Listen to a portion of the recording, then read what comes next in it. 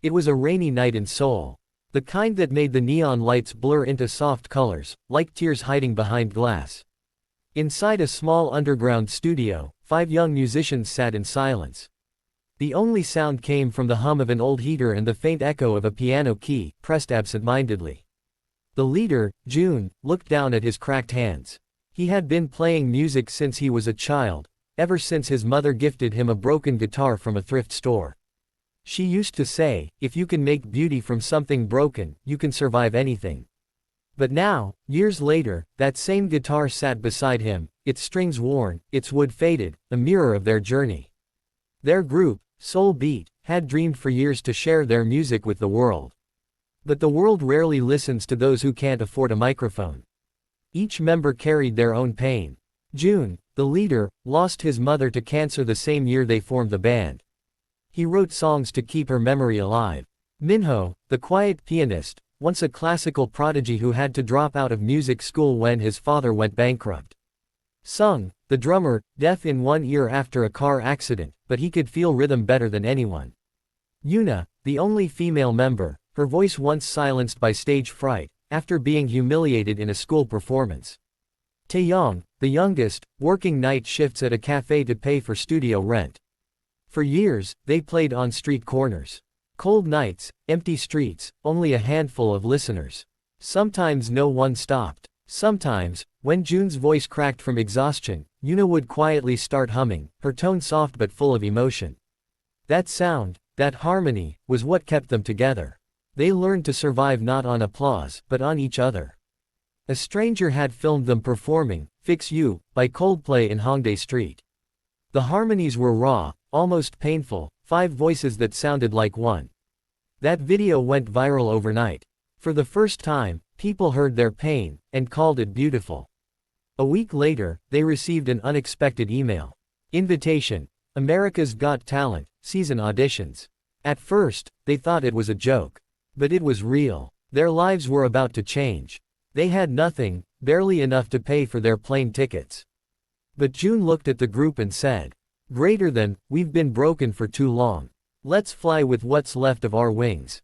So they sold their instruments, worked double shifts, borrowed money from relatives, and finally, with trembling hearts and one shared dream, boarded a plane to Los Angeles.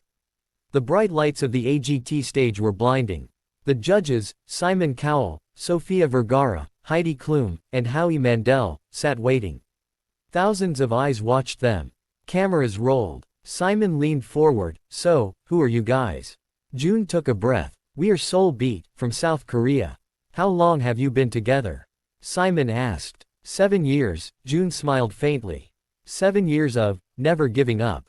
The audience chuckled softly, but when the group took their positions, silence fell. The first piano note rang out. Then, one by one, the voices joined, blending into something ethereal. They performed Fix You, the same song that changed their lives. But this time, it wasn't just a cover.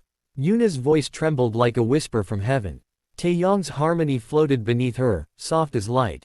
Sung tapped the rhythm through his chest, feeling it more than hearing it. Minho's piano wept with every chord. In Jun, he closed his eyes, singing not for fame, not for victory, but for his mother. Greater than, lights will guide you home, and ignite your bones. The crowd fell silent. Not a sound, not a breath. Even Simon Cowell, the man known for his cold critique, leaned back.